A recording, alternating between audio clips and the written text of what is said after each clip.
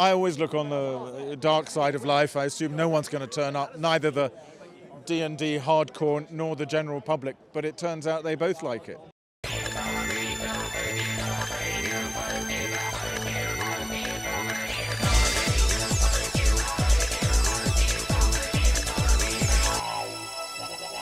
Si l'actualité côté jeux vidéo s'est calmée ces dernières semaines, eh bien concernant le cinéma, c'est tout simplement l'inverse, avec un enchaînement de blockbusters entre fin mars et début avril assez exceptionnel. Pour preuve, on a eu John Wick 4 il y a 3 semaines, Super Mario Bros le film et Les Trois Mousquetaires la semaine dernière. 2 gros succès commerciaux d'ailleurs, puisque les deux ont déjà franchi le seuil du million d'entrées en France, avec un très gros démarrage à l'international pour le film de Nintendo et d'Illumination. Mais aujourd'hui, on n'est pas là pour ça, on est là pour vous parler de Donjons et Dragons, l'honneur des voleurs, qui sort le 12 avril prochain. C'est dans quelques jours, au moment où je tourne cette vidéo, c'est dans quelques jours. Alors moi, personnellement, ça fait déjà plus de 2 mois que j'ai vu le film en projection presse. C'était en février dernier, et ce fut d'ailleurs une agréable surprise. Alors je m'attendais vraiment pas à grand chose quand j'ai vu les différentes bandes annonces, mais en fait, c'est plutôt un bon film. C'est assez épique, c'est bien fichu, c'est généreux, il se passe plein de choses à l'écran, les personnages sont cool également, et c'est plutôt bien écrit, il faut bien l'admettre, et surtout, ça ne se prend jamais au sérieux une seule seconde. Donc allez le voir, franchement, on en sort assez surpris. Quant à la vidéo du jour, eh bien c'est pour vous parler un petit peu plus de la genèse de ce film, puisque j'ai eu l'opportunité de rencontrer les acteurs et les réalisateurs du film lors de leur venue à Paris il y a déjà un mois pour l'avant-première au Grand Rex. On avait évidemment Chris Pine, Michelle Rodriguez, Hugh Grant, Justice Smith, Sophia Lillis et les 2 metteurs en scène que sont John Francis Daley et puis Jonathan Goldstein. Alors je leur ai posé évidemment plein de questions, notamment sur la pression de faire un nouveau film Donjons et Dragons 23 ans après le dernier qui était franchement assez raté, il faut bien l'admettre. Je leur ai parlé également du développement des personnages, l'ambiance sur le tournage, et j'ai même demandé s'ils se doutaient que le film allait plaire à la fois aux critiques et au public. Et vous savez quoi ? Certains d'entre eux pensaient tout simplement l'inverse. Give us a fighting chance. We're gonna need strength. You got this, right? I know you don't. We also need courage, magic, and you.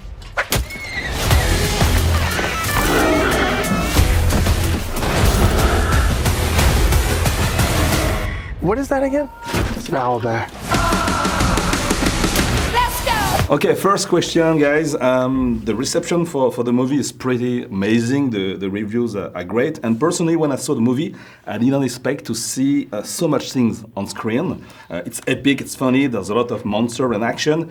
We never get bored. And how was the difficulty for you to put all that thing together to make a great movie for everybody? Well, we're both 25 years old, so you can see it wasn't easy for us. It put a lot of years on our lives. It was challenging. Look, as you say, it's a big movie. There's a lot going on, and we pushed ourselves in the writing of it to create as many sequences that you hadn't seen before, to not try to do anything that has been on film before, and that makes everything a little more difficult. But ultimately, we just approached it at the beginning by trying to make the best story we could possibly tell with characters that you learn to love and relate to. And then you add that spectacle on top of it, that it actually creates a recipe that hopefully will work. Yeah, but what was the most important things during the script, the setting? Was it the character, the humor, the action? It was the character. The character first. It was, it always starts with characters. And then if you give them a story that you're rooting for and a motivation that you can get behind, the humor comes after that. We never approached it in a way of like, what's the funniest thing we can do? We always did it from the almost emotional side of things, like what's motivating these characters. And then on top of that, you add this incredible world that's so different from anything else that you can see in the fantasy space, and it creates something that is pretty special. Yeah. You don't have to know anything about Donjons Dragons to get into this story. D'ici quelques instants, évidemment, les comédiens, les acteurs, les actrices, mais aussi les réalisateurs, le producteur viendront se présenter ici avant la projection du film. It's nice to be able to go around and feel good about a project, feel good that it's being seen, feel good that it's like, it's saying nice things about family and working together, and that it has a spirit to it that for me reminds me of a film of old, or like a Goonies, or watching it gives me, I mean, I've seen it now, I've never watched my films, and I've seen this film maybe 5 or 6 times because it's so much fun to watch with an audience. L'équipe du film.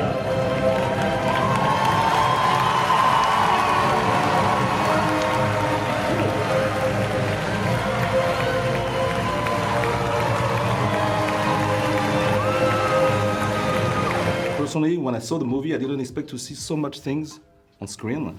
It's epic, it's funny, there's a lot of monster and action. We never get bored.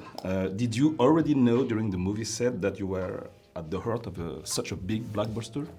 Yeah, you could tell that from the original script that they were trying to make a really epic film. And what I love about that grandiosity specifically is that John and Jonathan didn't sacrifice character to like get grandiosity. Does that make sense? Grandiosity. Grandiosity.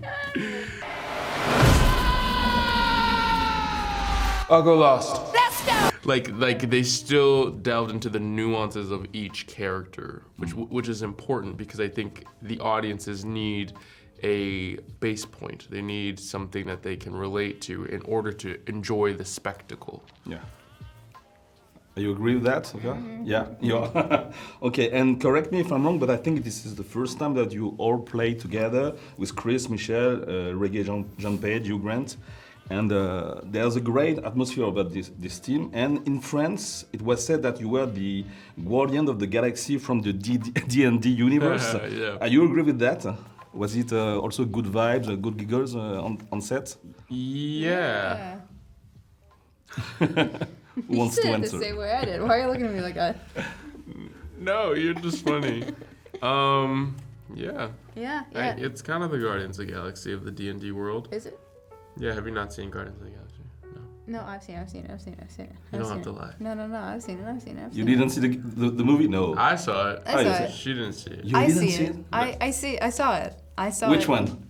Yeah, which one? Which one? What happened? Oh, there's more than one. Just kidding. There was like 2.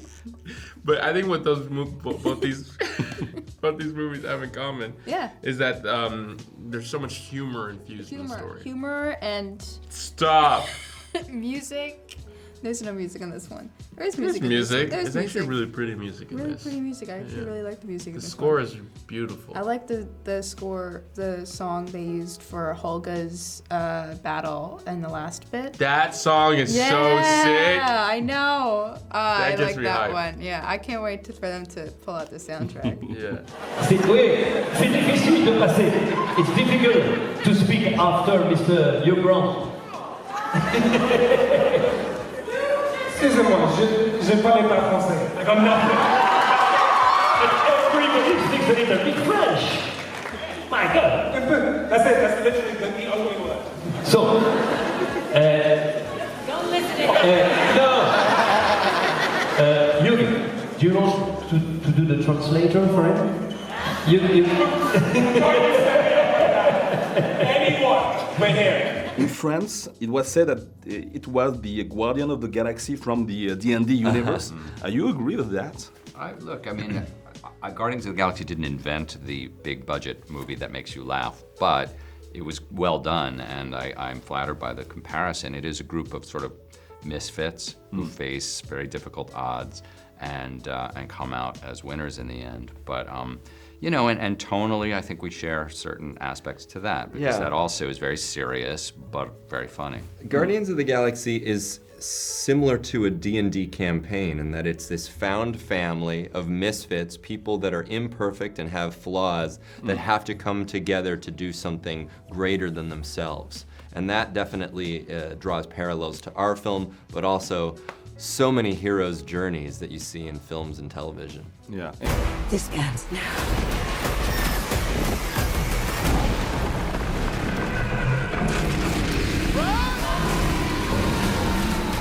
The films I keep on comparing to are like Princess Bride or Goonies or Neverending Story or Legend or all these films from the 80s. And I don't know anything about dragons, and I don't know much about Dungeons Dragons, at least less than some of my compatriots in the film, and it's just it's a good time. It's a roller coaster. You don't have any time to figure out, try to figure out all of the Easter eggs that are aplenty in this that will appeal to fans. And during this period is very, very difficult for movies, for theaters. Yeah.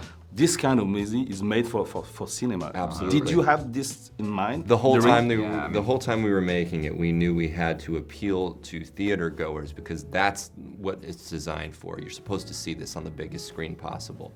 And even we spent a lot of time in the sound mix making sure that we were using every speaker in the theater, depending on where you are, but it's gonna surround you and it really pulls you into the world. And so what does it mean? Does it mean in Hollywood when you're making a big blockbuster, you have to think about that? Yes, you don't want to approach a film thinking, how do I make this as big as possible? Because I think that's putting the cart before the horse. At first, you just have to create a story that people can get behind, and then you start adding layers to it and elements that make it different and subversive and surprising. And ultimately, if you're lucky, you get to put that out there in the world and have people feel something different, feel like they've been taken on a journey into this new world that transports them to another place. Yeah, and the visual effects are really, really great. Oh, thank you. Did you, because we know that Marvel nowadays, they are poor visual effects, we know that. Did you take the time, is the time to make great visual effects? Is that the secret of that? Well, it wasn't so much the budget, though that's a part of it. We made a decision to use practical effects in a way that most movies don't anymore. And to have actual prosthetic makeup and animatronics, things on the set that the actors could interact with. And the audience can tell the difference. There's a lot that is CG in the movie. Yeah. But wherever we could, we built stuff. Ramon Tergatis. Je prononce mal peut-être. J'ai pas eu peur, il m'a juste surpris. À nous deux. T'as été tué à la bataille des Landes éternelles? Oui. Super. Pour nous, je veux dire. Et un peu moins pour toi. Mes condoléances. Encore 4 questions, c'est ça? Oui. Non, ça s'adressait pas à toi. Elle comptait cette question? Oui. S'il te plaît. Tu ne réponds que quand je t'interroge. Ok? Oui. Pourquoi tu as dit OK à la fin de ta phrase? J'ai pas dit OK. Magnifique. Où est l'appel? Justice, you are used to movies with creatures and big monsters. Are you running after monster movie casting? Or and second question, were you able to give advice to your partner during the shooting? I've been fortunate that all three of those directors of Jurassic and Pikachu and of D&D, they all fairly prioritized practical effects. So I got to work with things I could actually see. Of course, there were moments where there were tennis balls, specifically in Jurassic, there was a moment where there's a guy on a stick with a tennis ball. And in that moment, I would just pretend that I was afraid of the tennis ball rather than imagining a dinosaur there, because it was easier for me to make that leap. My character's just deathly afraid of tennis balls. Wow. Shut up. Is that what I should do next time? You do whatever you want. I'm not. Whatever. Stop looking at me, Sophia. Was it a good partner, Sophia? Yeah, was I a good partner? Was it a good partner on set? A partner on set? Was I good? Good? No. Yeah, you were fine. You were good. Fine. You were great. I don't want to hear that they're fine. I think it was. I enjoyed my scenes with you. I very much so. A lot of our scenes got cut, so. A lot of our scenes got cut. No.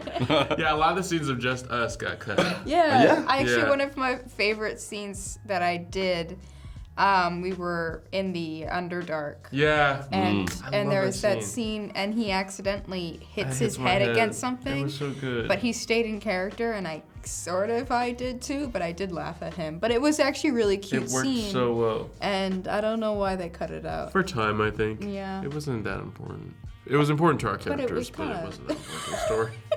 Yeah, sure. You should ask for We're not that important in the director's story, cut. so. Yeah, director's cut.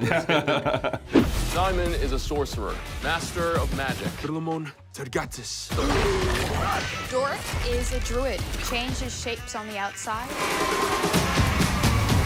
I guess there was maybe the first cut of the movie was maybe very, very big, because I just had the interview with Justice and Sophia, and Sophia told me that she was cut in the movie a lot. Cut? No. Yeah, and she was disappointing. Not a lot. She's disappointed. Oh, Yeah. no. Well, we should talk to her about this. No, I mean, the first cut is always longer. We didn't cut out very much. We tighten and tighten and take out all the superfluous things, everything we can. She may feel like that fell on her, but she still comes up very well. Everybody was cut a lot. Yeah. I would say, look, the biggest challenge in a movie like this is tone. Is walking that line between humor and action and all the big stuff and then the little stuff, but not undermining it. And that's what we really kept our eye on the whole time. And I think we did find that path through that really worked. Did you try to do something that maybe when you saw the past movies from D&D, you said, okay, we don't have to do that. We have to do something. I never actually saw the first movie. No, yeah, I never watched. no. We never really. We never used. I saw it when it first came out, and I was 15. But we never used it as a reference, nor did we ever go back and review it, because ultimately, I think we knew we wanted to make our own film and put our own stamp on it in our voice. But I think the thing that maybe might have been gotten wrong in the past with other iterations of the material is the tone and finding that humor in it that is so absolutely crucial without also undermining the stakes, which have to be important as well. But whatever happens,